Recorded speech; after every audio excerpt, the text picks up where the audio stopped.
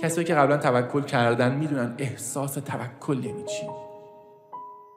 میدونن وقتی حرف از توکل میزنیم یعنی چه اتفاقی داره میفته. یعنی قلب من چقدر آروم میشه.